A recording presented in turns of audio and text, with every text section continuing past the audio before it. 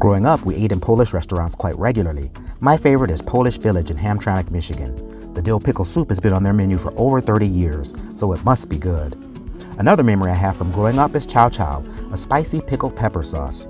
It sat on many a counter along with the pepper and salt, and I have some in my cabinet right now. Those are my inspirations for this dish. I'm using a spicy pickled pepper relish rather than pickled cucumbers in a creamy soup base. The chow chow is similar to the pickled apples in the cheese canapé recipe. It's onions, red peppers, and cabbage that are sliced and brined in vinegar and salt, and a bit of cayenne for 12 hours. To make the soup base, you just need veggie broth and a bit of mashed potato and butter. Season the broth with a bit of dill, salt, and pepper. Just before serving, lower the temperature. Add in the sour cream very slowly so that it doesn't curdle. Now this is ready to plate. To serve the soup, ladle a bit of the base into a nice bowl. Then top each bowl with about a quarter cup of diced potato and another quarter cup of chow chow. This is unlike any soup you've had before. It's creamy, spicy, savory, and has a bit of crunch from the vegetables.